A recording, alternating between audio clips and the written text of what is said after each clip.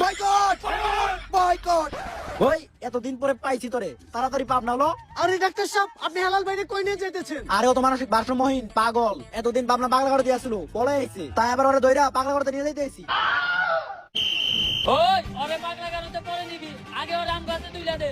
ওর নামে ওয়ারেন্ট আছে, ওরে আমরা অ্যারেস্ট করব। কিন্তু স্যার, হেলাল ভাইয়ের অপরাধটা কি? ও তো মাদকখোর, ও হাফ টাইম খায় ক্যান্ডি আর ফুল টাইম খায় ড্যান্ডি। ও তাই তো কই, হেলাল ভাই উল্টা পাল্টা কথা কইতেন। যান ওই ধরে নিয়ে যান। Boycott police, boycott boycott. আপনারা কে ঢুকতেছে? ওভার তো শেষ, ওভার শেষ হওয়ার পরেও কোনো ব্যাটসম্যান তো নামানো দেবো না। ও হাতে কুড়াল ব্যাট না, কে এটা? ও মাই গড, এটা তো ট্রেন্ডিং হেলাল। ডিরেক্ট থানা থেকে ছাড়া পাওয়ার পর আয়া পড়তে মাঠে, কিন্তু হেলাল ভাই এদিকে কি করতেছে এটাই জানার বিষয়। এই দাঁড়া, মাঠের ভিতর কই যেতেছস?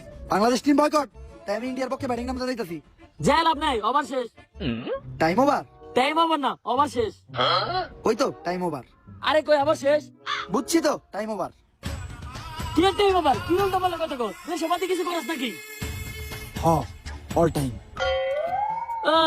এর লিগেই তো এই অবস্থা। খাই একটু গাছের পাতা, এটা নিয়ে কত কথা। আর অবশেষে হেলাল ভাই পাগলের মতো লাফাইতে লাফাইতে মাঠ থেকে বাইরে হয়ে যাইতেছে, কারণ হেলাল ভাই দিনে খায় ক্যান্ডি আর রাইতে খায়